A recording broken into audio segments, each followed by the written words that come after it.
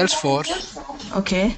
So that will be you can see 15 digit ID. Okay. And when you are trying to access with APIs or from any tools, right, you're gonna see 18 digit ID for the same. Mm-hmm. I've already showed you when I'm trying to when I'm using it with Workbench, right, Workbench tool.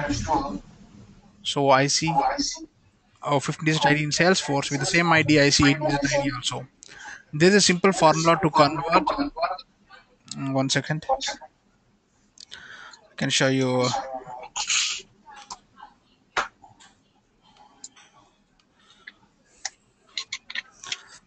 15 digit ID.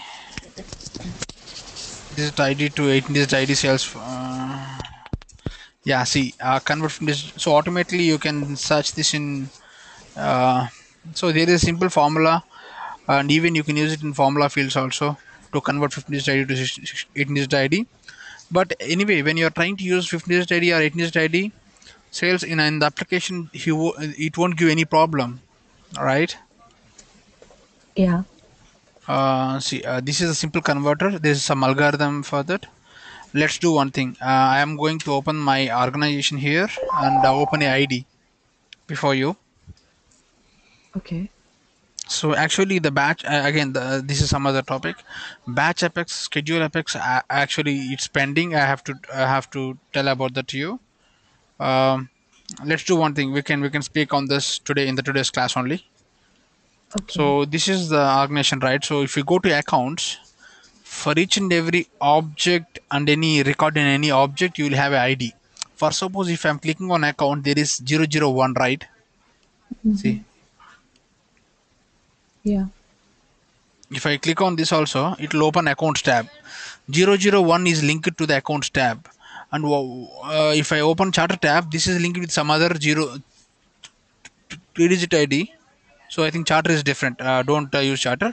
If I'm opening some training tab, it has some different ID called A00.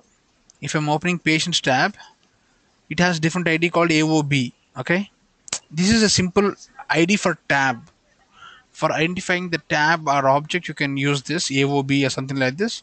Once this is assigned to you in any for any custom object, this will be the same till your application is running for a whole year or 10 years. The ID will be, it won't be changing for you. Okay, and Okay. coming back to this is the account tab, right? Account tab will be having 001. And let's go and open the opportunities tab, because I want to open the existing standard objects. So now I'm opening the contacts tab also. This is 003. So there is some order for this identification of accounts. By seeing the account, by seeing the record ID also, you can identify which object record is this. Means those people who are experts in Salesforce, right? They can even identify by seeing this 003. This because this is the starting number for each and every record. Let's open account and open a Ramya's account record. This is a record I created some days back. If I open this record, there is a specific ID assigned to this. Let's see, it's opening. Yeah. So here, what's happening is I'm using VF Pages, so that's the reason it's opening some different link.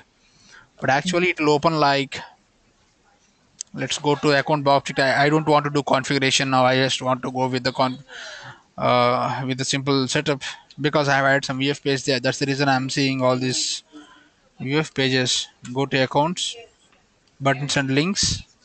In the view tab, I am modifying. See, I have modified this. I don't want to override this. Now, if I click on save, okay. Now, if I go to any accounts tab, now I see the exact perfect link for you to show. See, this is the record ID which is 15 digit. In this 15 digit ID, the starting three digits 1, 2, 3, 4, 5, 1, 2, 3, 4, 5, and 1, 2, 3, 4, 5. Okay, and Okay. you can even convert this ID to your 8 digit ID also. with the converter. This is the Salesforce ID converter. If you can search in Google for Salesforce ID converter from 15 digit to 18 digit characters, you will see many editors because there is a simple formula for it. There's a simple algorithm for that actually. I'm copying 15 digit ID here. I'm clicking on convert. This is the 18 digit ID which looks very similar to this. See, if you compare both these IDs, this is really same till MXPP and there is appended AA0 at the end of the 15 digit ID. Let's open what happens if what happens if I open the same record with this record. So I'm going to copy this URL, paste in new tab, and open this ID. So now what I'm doing is I am trying to open the record with this ID now. Okay, I'm replacing this old ID with this new ID. Okay, I put Okay. on enter. Now I see the same record. Do you see the same record? See what is the difference Yes. between these two? Yes. Yes.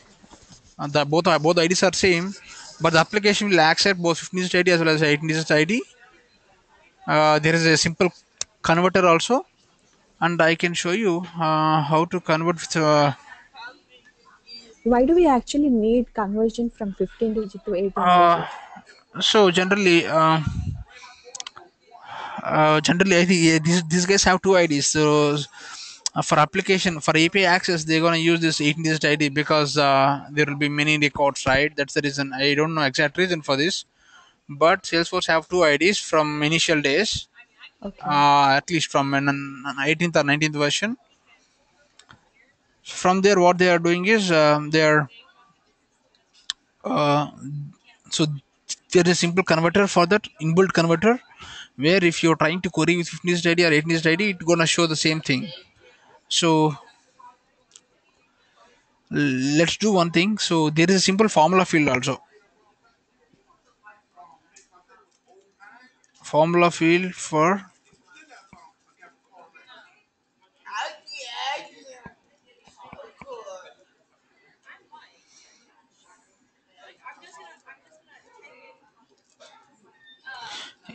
so generally,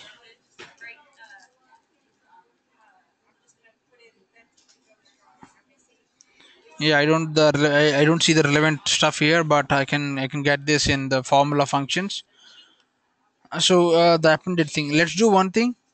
I'm opening the contact record now and try to open this 15 study and try to expand this. Now I'm opening Saif record, which is having 15 ID in the application. Copying to this and coming back to batch classes. So now I'm trying to export this 15 digit to 18 digit ID. So now I got the same thing.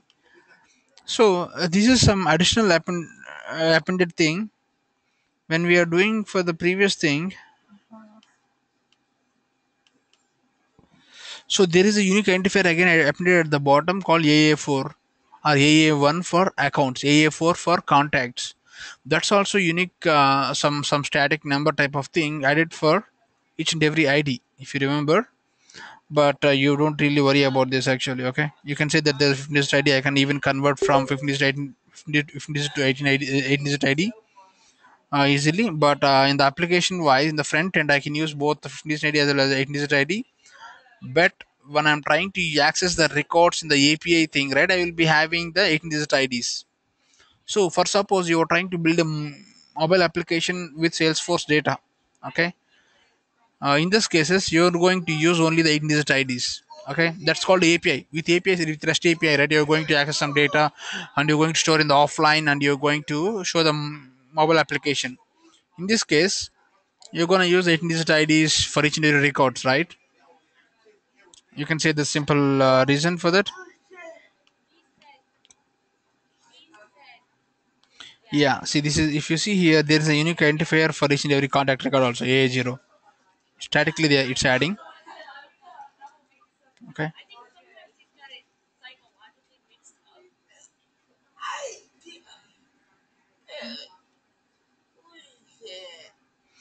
and there is some simple use cases here. Uh,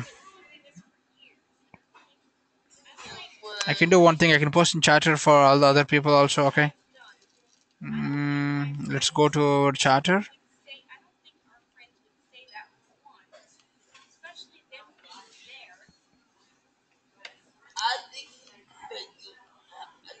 Groups, study docs. Oh, Q&A, question and answer, question and Q&A. Okay.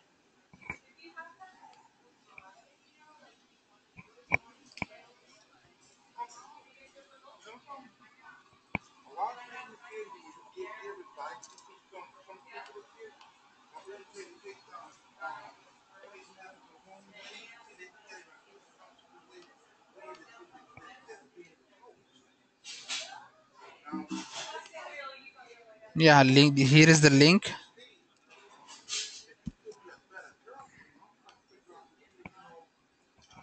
Right. Okay. You can use this and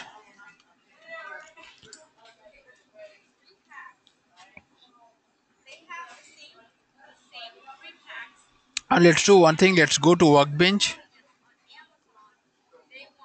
Workbench.developer.force.com. Here is this is the uh, online based uh, developer tool for developers, right? To see what is the SOQL. You can query some data. You can test your REST APIs, all this stuff from here. And this is the production, and I'm just clicking on this and log into Salesforce. Now I'm here. Okay. For suppose if I go to Workbench and I can query all the records, SOQL query on accounts, select. Now I can query the account records now. Okay. If I select everything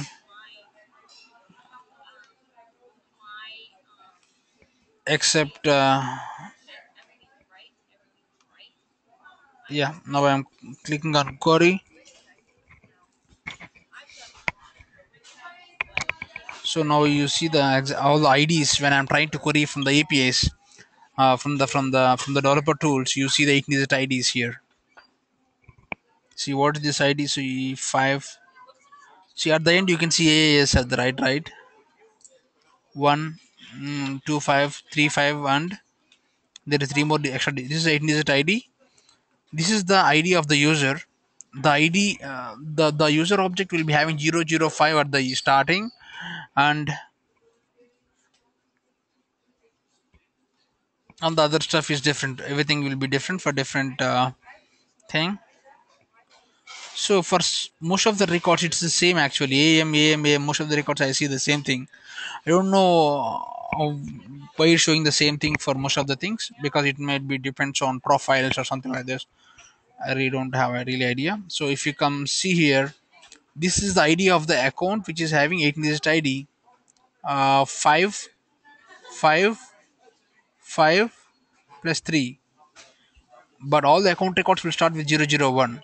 With this you can identify that this is the account record. Again, one good practice is you cannot use the hard coded values inside Salesforce Apex language. For suppose the IDs in sandboxes is not equal to the IDs in the production servers. If you have developed some code for running some requirement, right? If you are hard coding some ID values to query some data or to test some data, right? That really won't work inside the production organization, because the IDs will change for from production to for sandboxes, even though if you are working for the same enterprise. Okay, so be careful on this. You should not hard code any values inside the Apex code. You should each and everything you have to query from scratch, and you have to use that IDs dynamically, and you have to write the code. That's the best coding standards. And there are many IDs inside this. When I'm querying this, are created by ID, modified by, also there will be ID lost, modified by. This is the ID of the user. Everything you can see 8 digit ID. Okay. Let's move on to our examples. And you asked about the batch apex and schedule apex, that I will be explaining at today end of the class, or tomorrow's class. Okay. And another question. He also asked me about fired only once. I mean, is that a trigger related term or Or what? Fired. fired only once? Okay. Yeah. So for suppose some people want to check whether the trigger is fired only, I mean, so once or not. For suppose Some triggers will be executed recursively, means after update. For suppose if you think after update, if you have done some update to the system, right, a record, this will execute a trigger. If the trigger is updating a record in the same on the same object, that will again call one more action to run one more trigger, and this will be recursive, right? For that, right, you are putting some simple flag to identify whether the trigger is executed or not. So that could have really explained you in the previous thing, in the previous class. So there is a simple variable trigger dot updated equal to, if you make false, it generally there is some trigger class, tri trigger cl class, which will show you, which will tell you whether the object is getting updated or not. Okay, so if I'm making this thing equal to false, see, if I'm making this trigger class is updated equal to true, means I'm forcefully saying this is updated. Okay, there is so generally, obviously, when I'm updating some record, trigger dot class will be having some simple flag saying this particular account object record is been updated. So if the record is updated, okay, what I'm doing is I'm making this trigger dot class is updated equal to false, means it won't execute the next time. The simple tag flag which is mentioning that this current object is updated, I'm making it as false, which is actually true if you update some record, and that will help you in not executing the trigger multiple times.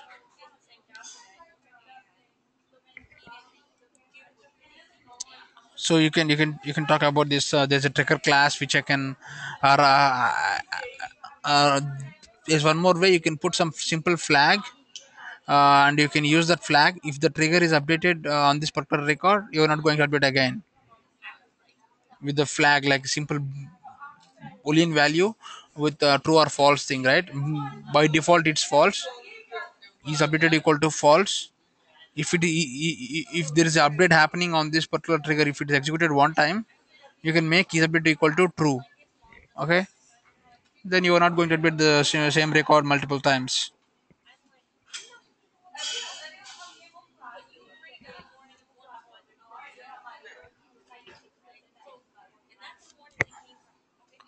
And in the previous class, I have showed you, explained about the search thing. You can search records, you can build a page for searching the records inside Salesforce. This example is this.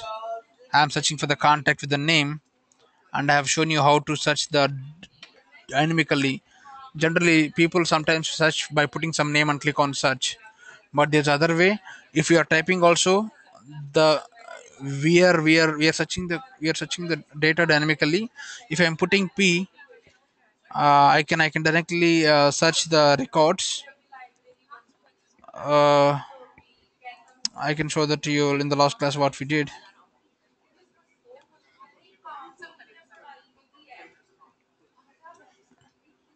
Yeah, search contacts. I think this is the right page.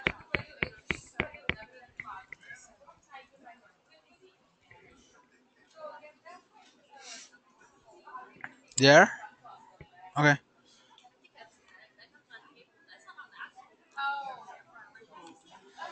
Yeah, so this code will be having, so for suppose I am searching for Pallavi, P A. So what happens, it dynamically searches and it shows all the values starting with PA, and there's no need to click on search again. That's one type of search. Some people will ask really for this because there's no need to do one more click. Okay, there's no record starting with LL or A. They start searches automatically and it will show all the names, all the contact names starting with RA.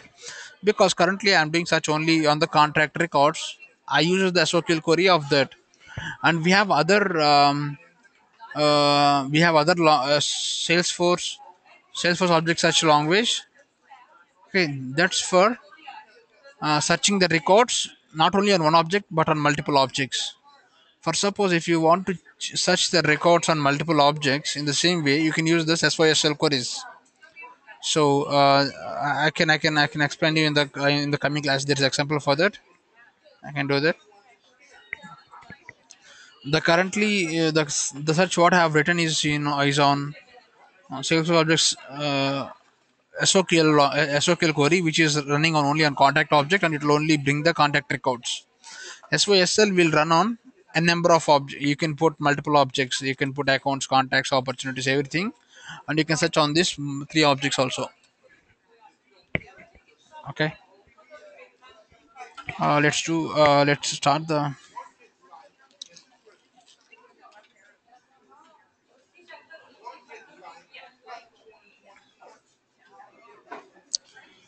roll up contact. This all these things is all these things are done.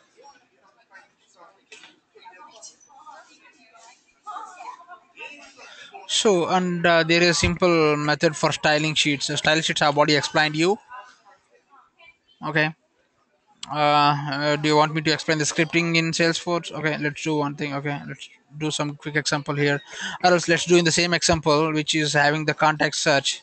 For suppose this is the simple text box. I want to make it looking which is really big and looking good. Okay, so there is a style tag, or I can even put the style class tag. What is style class?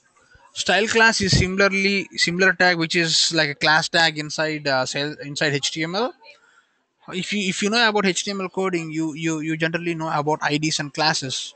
ID is the unique identifier you can assign to any of the tags inside sales inside inside the same HTML page.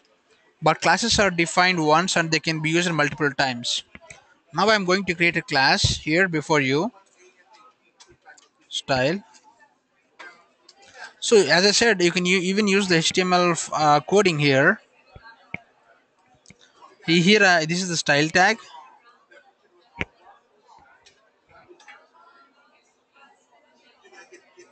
No. Okay, 1 second. Yeah, style tag is okay. And I do have a class called dot. For suppose input search bar. Okay, search bar is my class name, and have particular font size. So this is the class. This is the class definition. Inside curly brackets, you can put the CSS code. For suppose what is the CSS, like I want to change the font size equal to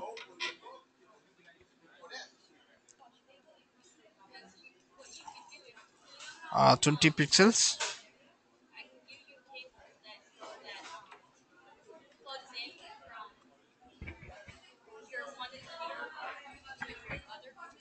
Font or else color equal to the equal to symbol is colon symbol. Okay. um red, red, or blue. You can give this type of color also, or else you can even give the hexadecimal code.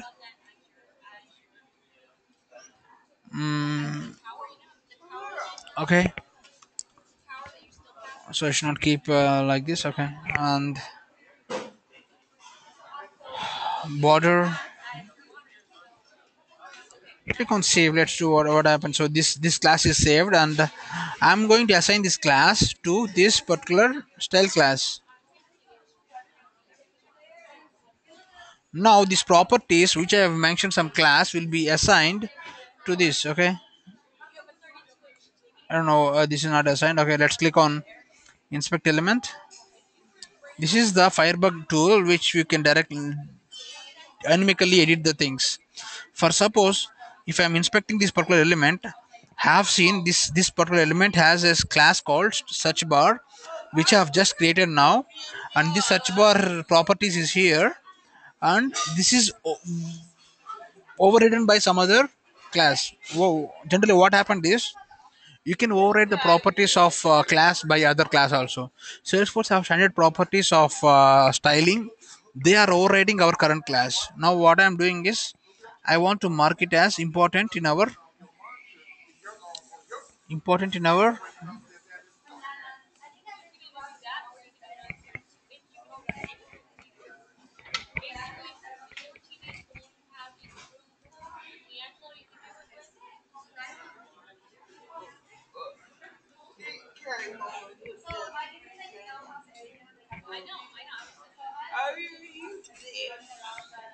So the color black is gone. Okay, and I want to make it as red. Let's type something here. Yeah. So here the color code which I have mentioned is not overridden, and that's showing really perfectly. And so let's do one thing. Inspect element again. I see the color code here.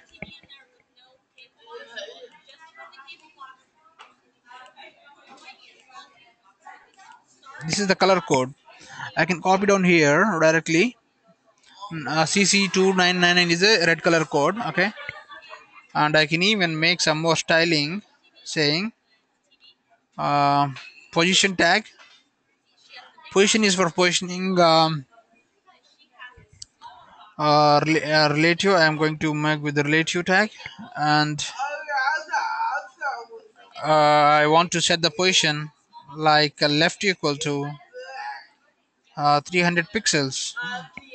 Now my search bar is in center. I want to use the search bar in the center. I don't want to use the search bar. Search button is in the same position, but I can even do that position also in the center. This is what styling is, and you're gonna use the styling with the classes mostly. So I put 400. Oh, sorry.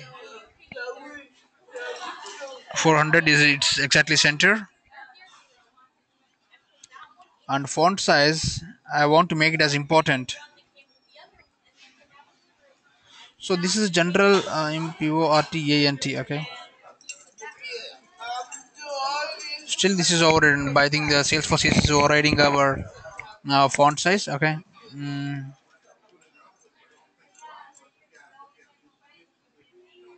yeah. The problem is we have given the codes. It's not required here. The font size is this, and I want to put border radius also.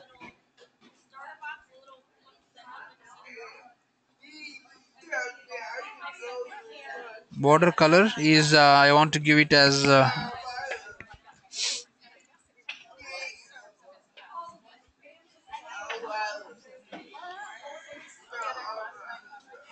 border radius.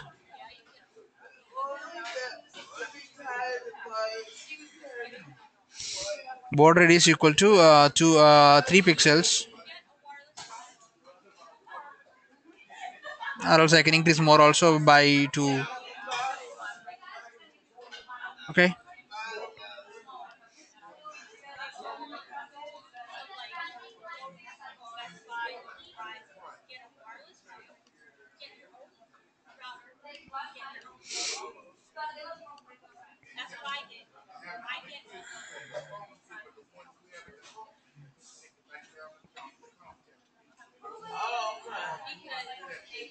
So what I can do, I can copy this complete code and I can use it in our class.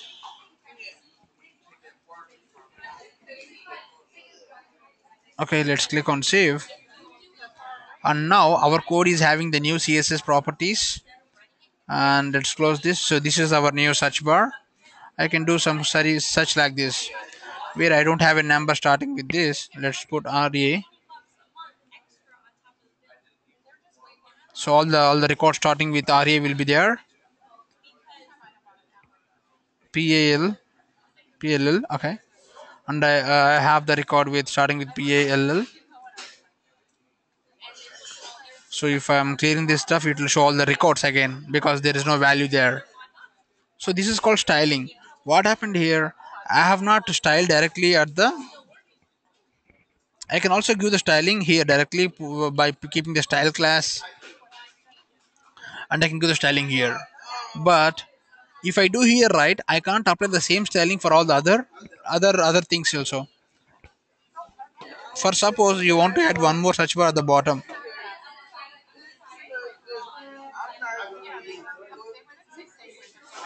For suppose you want to add one more search bar at the bottom. So for suppose it's here. column tag is ending page block. Okay, it's under just above the page block. In this case, uh, so there is one more search bar at the bottom. Yeah, okay.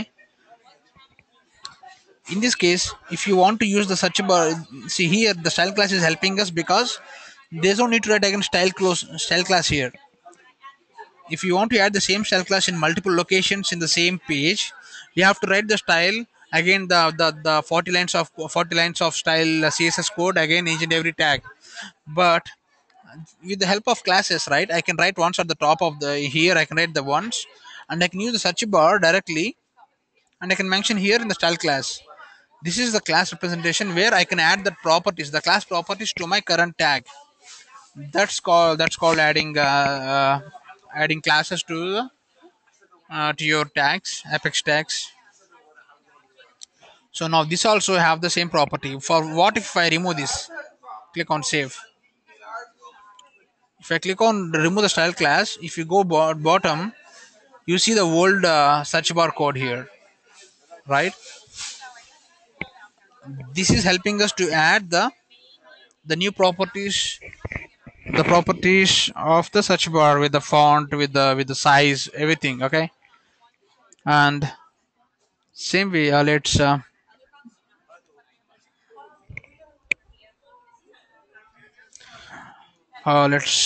move to the. So this is how you can help. You can add the code, and there is scripting also available here. So same way, you can use scripts inside Apex. Like generally, you use scripts in HTML also, right? On click of something, you want to hide something. Okay, this way you can do this. For suppose I want to write a simple script here. I don't want to use the current code, but there is a script here. Script.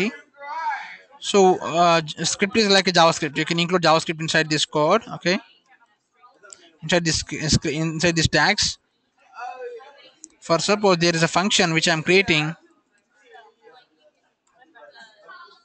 Function show message. This is the custom function which I'm writing here.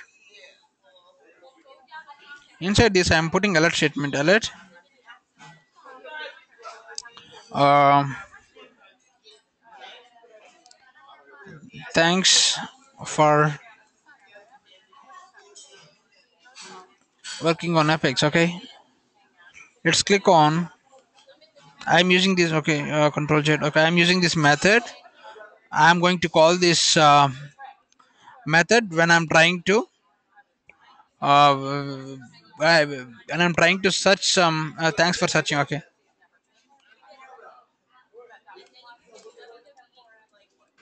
I'm searching. Okay, I want to execute this code whenever I'm searching something. Okay, on on key on key up. Okay, on key up, I want to execute this function.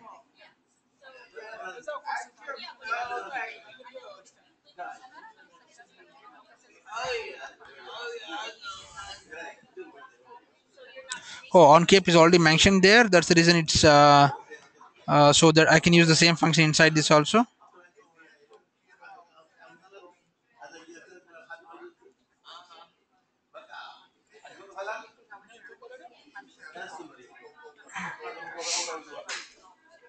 Now I'm calling two functions from my same code. Okay, let's do one thing. I'm going to search now with some RA. See, I got the simple error message from my JavaScript function saying, not error message. This is a warning. So this is simple error. This is simple alert statement. This is alert from JavaScript. I'm printing this. Thanks for working on Apex and searching. Okay, this is what I have mentioned here. I can write a number of lines of code here, right? I have to click on OK to work on this now.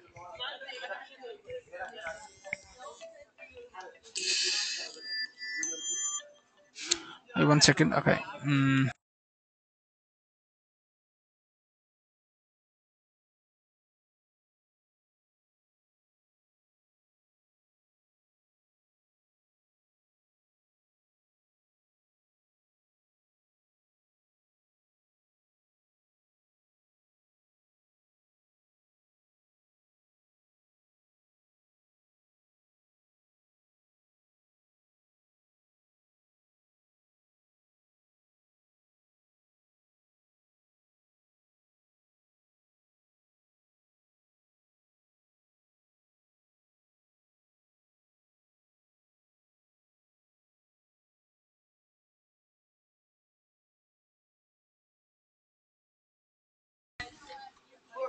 So this is how you can call functions, and you can even write a lot of JavaScript code here. So I can show like there are like some if I open this cancel. So I do have very means. So for suppose we have developed a page with around 1,000 lines of VF page, around 4,000 lines of VF page with around 1,800 lines of JavaScript code.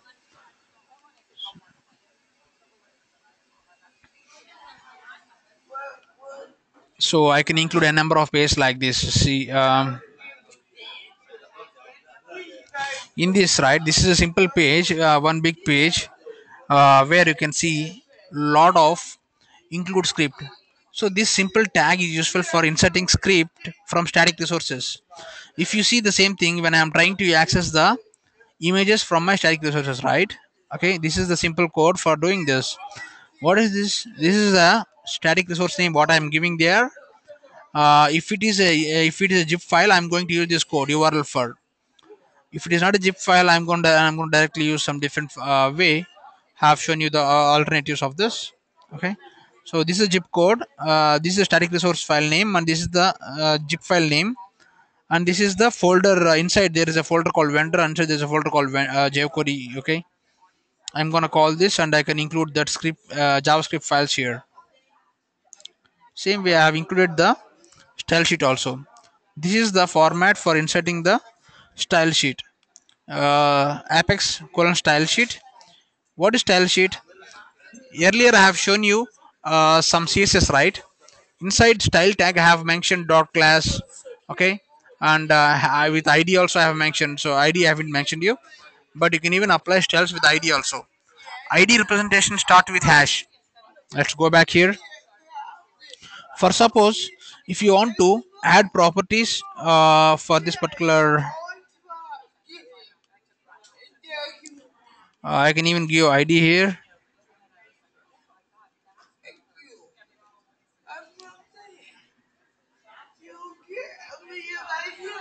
So this is called IDs. So this is the unique identifier. What I can say, this is uh, search search box one. This is the unique ID. So for mentioning these IDs, right, I have to give this type of format. So but generally in Salesforce, right, if I click on save, the ID what I'm adding here will be there, but along with this it's going to append some unique Apex stuff. Let's do one thing. I've added some ID here, right? I'm going to inspect this element. Now I see the ID. What happened to ID here? So my ID is appended with, see, JID1, all this stuff. Okay, this is the Salesforce is adding dynamically. It's adding J underscore ID 0 J colon J underscore ID 2 colon PB colon search box 1, because so generally in HTML, right, if you put ID, the same ID will be displayed in your in the screen also. But Salesforce is adding dynamically, because for suppose if you're adding a number of input IDs, right, it's not going to duplicate and something like this. They are going for security wise, they are going to add this ID stuff. I can use this ID, and I can even add the properties for this. For IDs I want to add the proper, I need to add in this format. Sorry, uh, this is how you're going to represent the IDs. Okay, so I want to increase the I want to change the font color in this case. Font color, I want to increase the font color.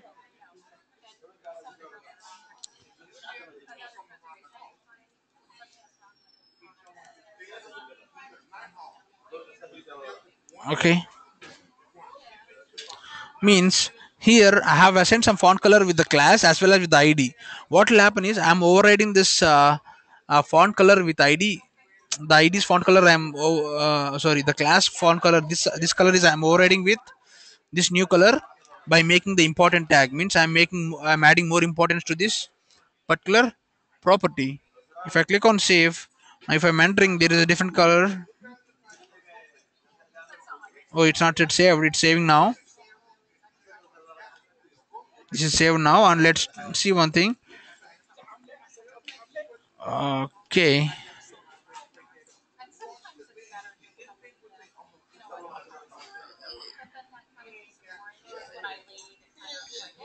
so let's inspect the element and check the whether our ID is added here or not. Yeah, the ID is here.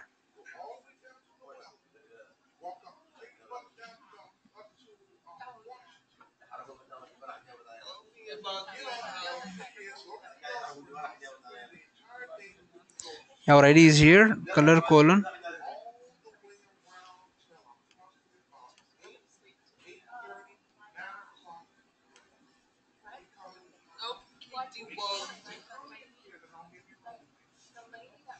So this all this stuff comes under front end developer. But for if you're working for a Salesforce developer, you need to work on this also. Okay, you can say that that you are good at the front end development and stuff. If you are focusing on developing skills, if you are applying for the developer. So I have applied this property. For suppose, let's do one thing.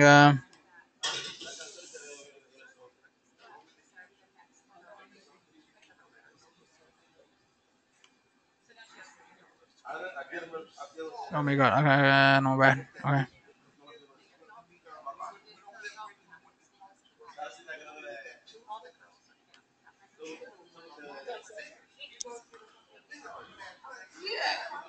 Mm,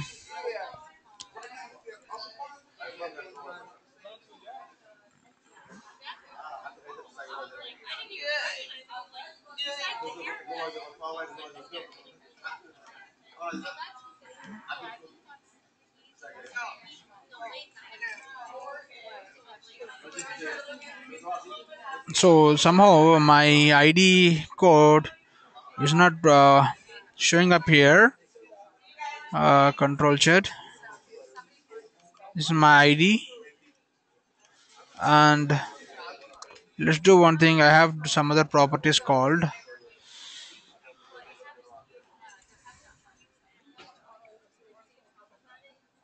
So I want to increase some more left code. I want to add some more. Okay,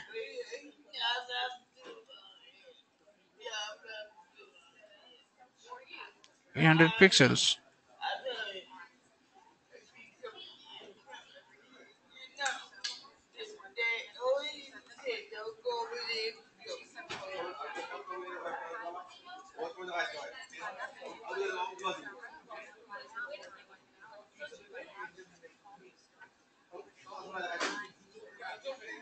So this is not applying properly. Might be.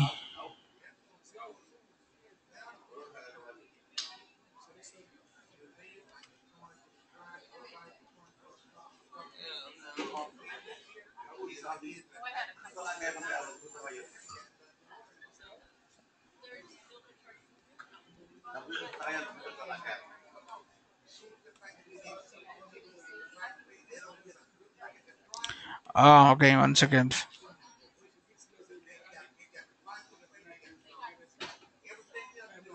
Because the ID. So when I'm trying to use this IDs, um, give me time. One second.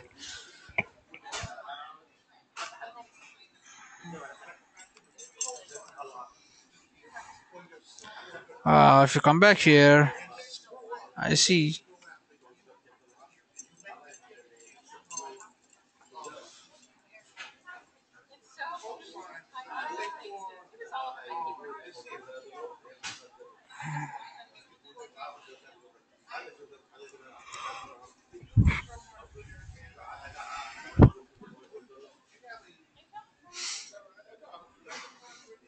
Yeah, the best way here is to use classes only because the ID what you are adding here inside this tag is modifying to some unique ID, and this is how somehow it's giving some problem for us to apply these properties. I will be showing this example again tomorrow. Okay, in the next class. Generally, if you see double three schools, okay, if you go to CSS 3 CSS, so let's go to selectors. Yeah, this is for identifying the id, paragraph 1 id. So if there's id called para 1, you're going to add this with this stuff, and you can add this particular thing.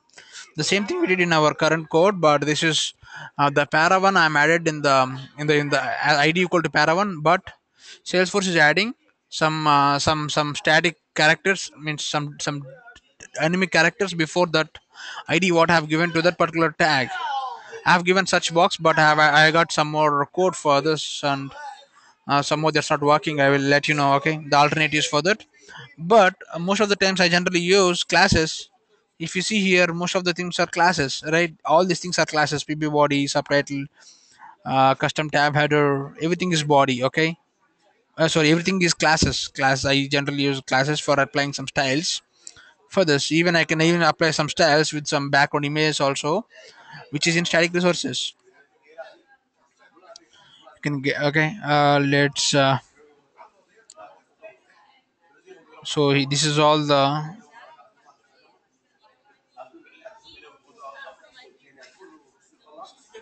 Oh, okay. I think you're getting not navigating with the numbers.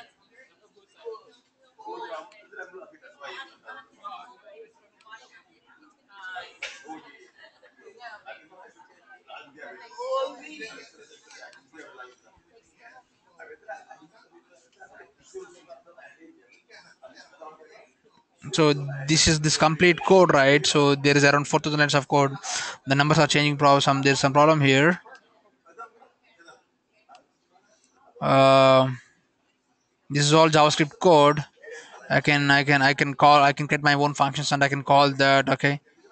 There are standard functions of JavaScript. I can use that also. Okay. And the Apex code will start from here. The Apex code will start only from here at around line number 2000. This will be extended to some more. The page will be ended here. There's a lot of JavaScript even at the end also. There are a lot of forms tags. Here you can see you can even use the HTML tags inside Salesforce, like table tags, tr, td tags, division tags, paragraph tags. Everything is general HTML tags. You are using those tags. Okay, this is a simple example, which is like this is a complex page which I have developed. That's what I'm showing to you. Let's go back to our example doc. And these are JavaScript functions. I used some different functions. Okay, I'm defining a function called change. What it will do is it's identify the page with this ID. Okay, and later on it's adding a class called label CLS for that. Okay, and the other function is unchange. It identifying the page called page.ol and removing this class label CLS for this. Means when you click on a button, if you want to change some class for this, you will do this operation. You're going to search. This is for searching the ID in JavaScript. Okay, you are going to identify the ID with the element with this ID page colon 01 OL. Okay, and you're going to apply some class for this. You're going to add this class label CLS for that particular ID, for that particular element.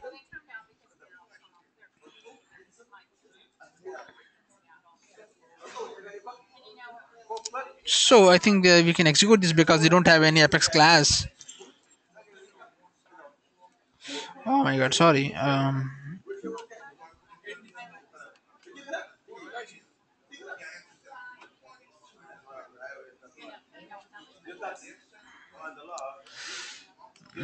I can make one test page called TEST for quick testing. I am not going to create this page every time.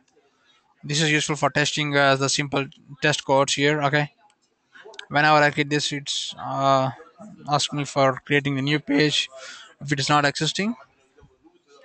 So now I am pasting this code and clicking on execute, and I'll explain this code line by line by line. Okay. So what's happening is this is the label, this stuff. Okay. Label class is having some CSS here style. On click of change, I'm doing this operation. I'm adding this class. Okay, for unchanged, I am adding this class. And on mouse over, I think I have to change the properties of this. What happened? It's not changing. It's not changing. There's a problem. Have to fix it. Okay, this is the script. On mouse over change, I'm calling this function change. On mouse out, I'm calling the unchange. Okay.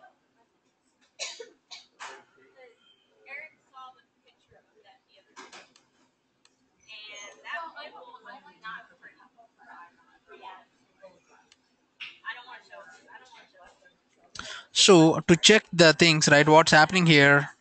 Want to call one more function alert. Alert. Oh, to the same alert I want to call inside this function also, whether this is getting executed or not. To check it, I want to I want to add one more function here. Okay.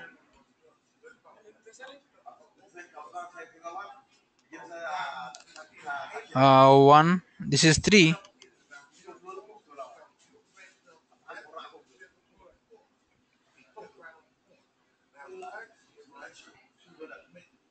So it should show problem. Okay.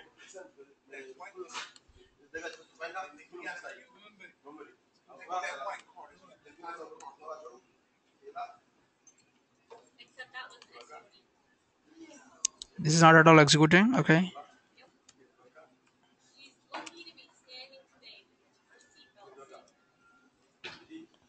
On focus. Okay, and I want to put on focus.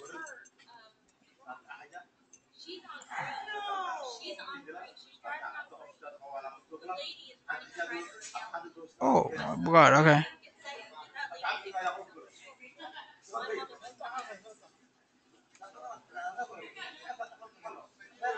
What I'm just giving alert statement now to check whether this is working or not. So there's a problem again. Okay. So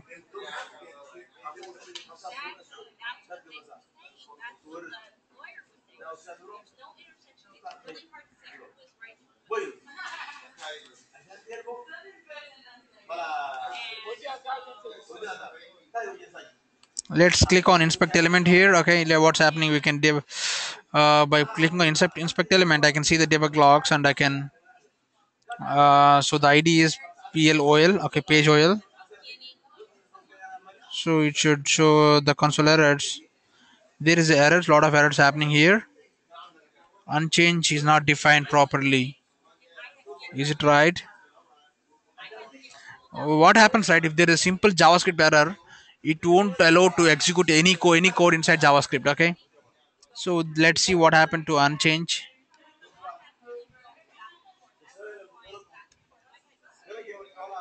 Unchanged function is here.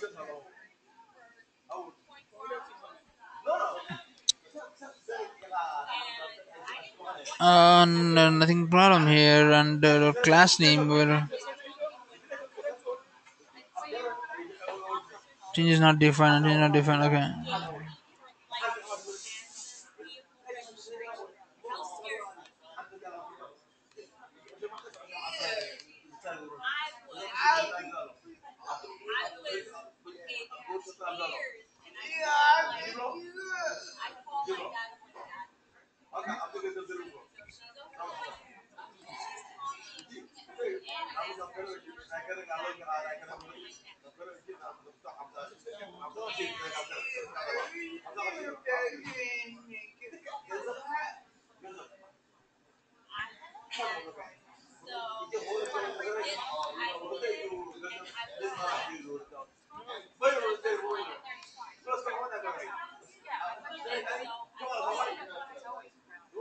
Yeah. So I think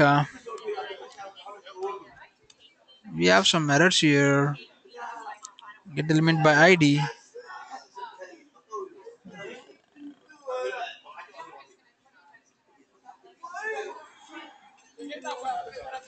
I want to check this.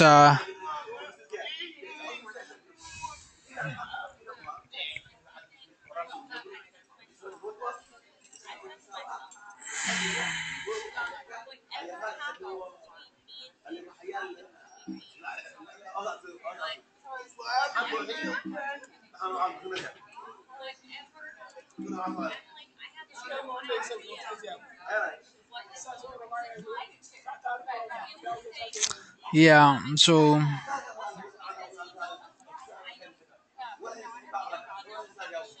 that syntax is correct, but somehow it's throwing some error.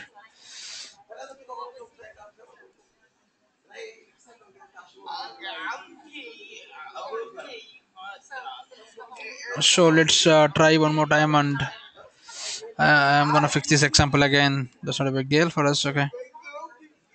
Um, if there are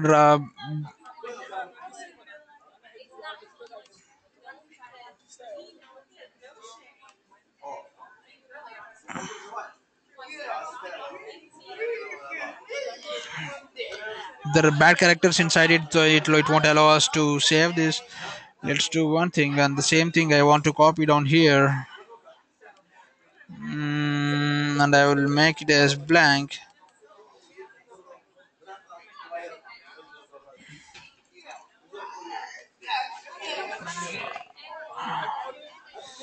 Please don't focus. On click alert.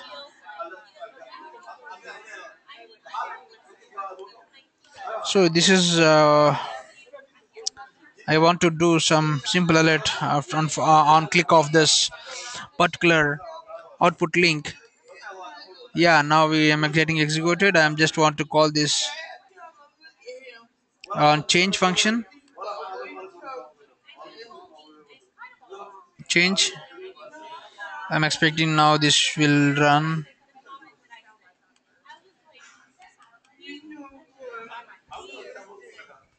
Uh,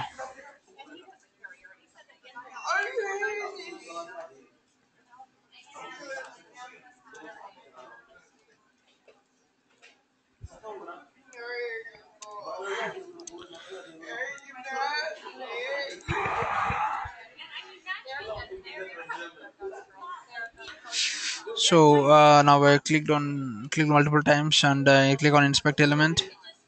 Let's check whether our property is getting added or not to this change. So this is the label what we are. Oh,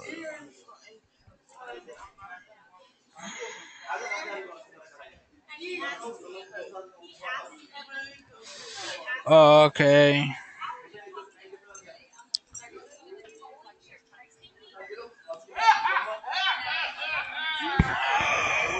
Output panel.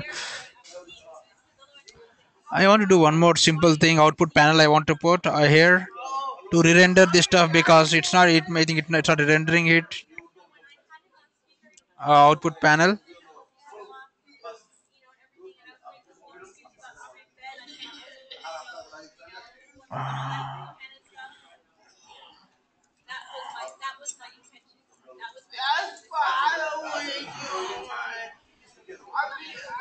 Apex output panel, and I'm gonna give some ID for this one X. Okay, re-render.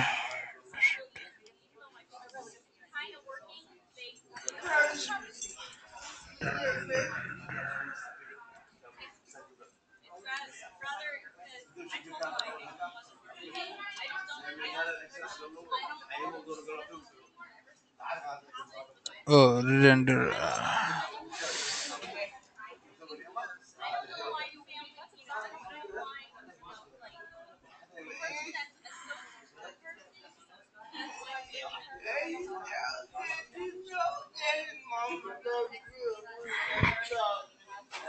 So I'm checking the re-render tag to refresh.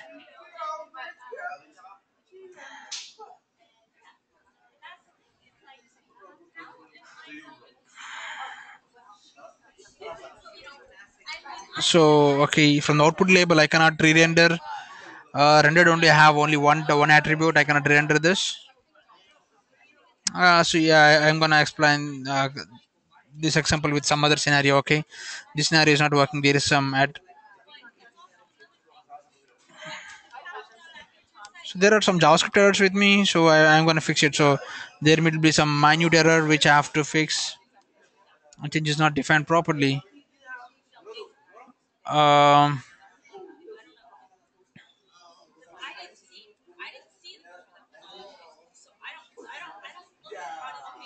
I want to add at the bottom. So let's click on save, and I'm expecting this to be executed properly at this time.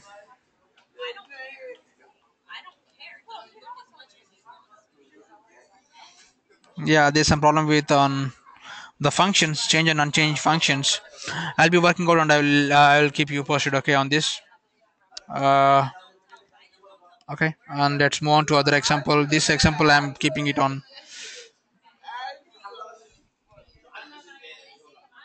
I'll keep in my notes and I'll work on it. Okay, and I have one more example to work on, which is throwing some error. Okay, let's move on to other example scripting to show image, hide and show image. This is a similar type of mm, example where I have a resource logo. So I think we worked on similar stuff in when you're searching something, right? By default there won't be anything. On click of that button I can show shifting images, right? Shifting images, show and hide thing. Let's work on this in the same example, test example. Let's work on this.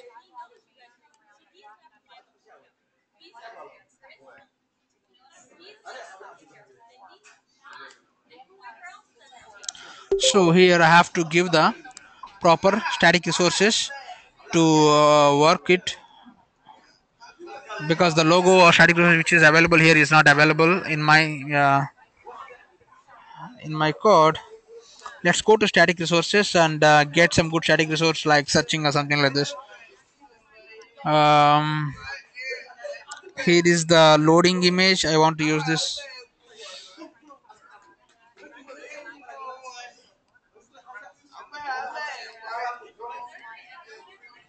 Loading. So this should not show any error now, and we are good.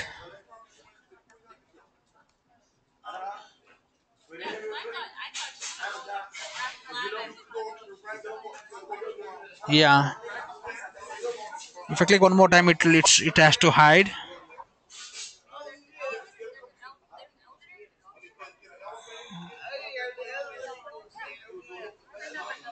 but the actions are little slow.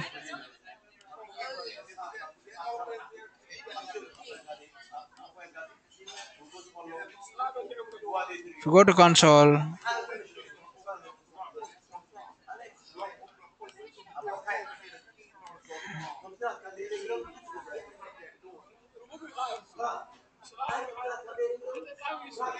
oh okay, there are two buttons which is there's no space between these two. That's the reason I am, if I'm clicking on show it's showing it, if I click on hide it's hiding it. Okay, this is simple thing.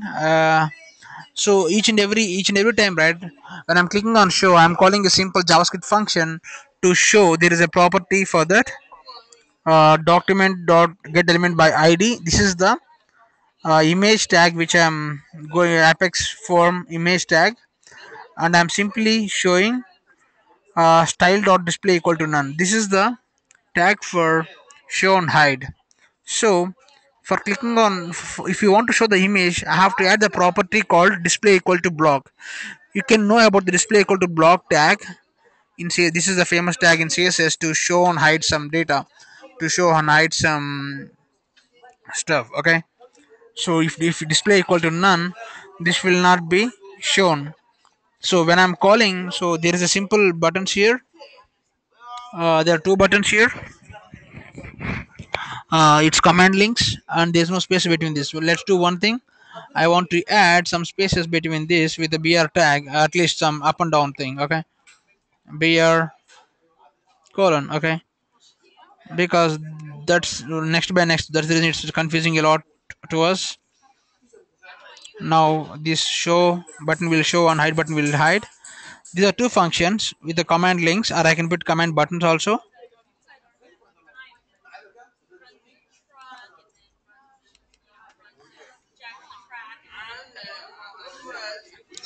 show height, show height, and the value is simply show, means which is visible to the users.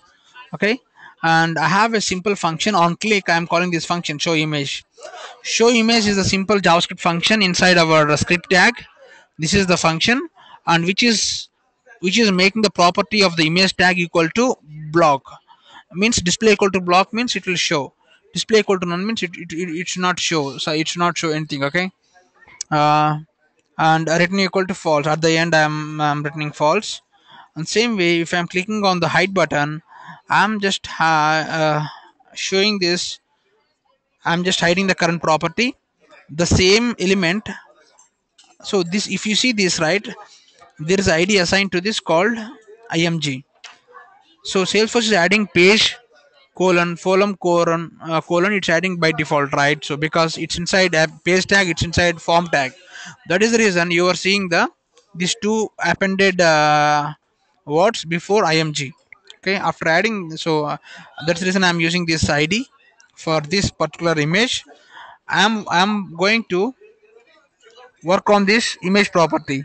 If I'm clicking on hide, I'm making this display property equal to none. That's the reason it's not showing me here. Okay, this is the similar code which is throwing some error earlier in the earlier case. I think there might be some syntax error with the change function. I have to work on it. Okay, so these codes are completely with you. If there is similar type of requirements in your current project, you can directly use it. And the main thing is, people in the interviews, they will ask about more, they'll more ask about the apex vf based tags and apex controlling part in what is the scenario what you have used. Mostly apex and vf pages. Okay, what you can do is you can keep this cheat sheets what you have with you, before when you're taking interviews, right? You can, if they are asking about some apex tag like this, or any method, any methods, right?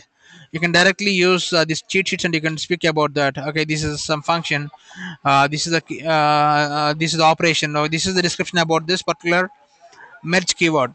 Okay, and so these things are really helpful. And there is one more vf page cheat sheet. If they're asking about action function, action support type of things, you can simply display say this stuff directly by speaking out this. Keep this simple sheet. There are 2 pages doc for complete vf pages. If you want to learn vf page, it will take 3 to 4 months, right? The coding is not that easy. You have to practice a lot. So when you are taking interviews, please keep all these cheat sheets before you. If you know about charter, just keep the charter sheet in all the pages in the all, open all the pdf files. If they are coming, like generally interviewers will come in a step by step format. They ask about the workflow rules earlier, simple topics, and later on they will come to vf pages coding. They're going to ask you only before, on scale of 10, how you going to rate on yourself. You can say around 8 or 7, 8 or 9. Based on that you can simply answer the questions. Okay, let's move on to this our coding, one more example. So if they ask about some scenarios, explain the scenarios what you have done in this page. If you see, if you find some complex scenarios in this page, we have done this type of scenarios a lot, something like this. You can speak out. You have done that. You can say that I have done some such pages for my company, uh, contact such thing, all this stuff. That's not that complex requirement. That's a really simple requirement. Okay.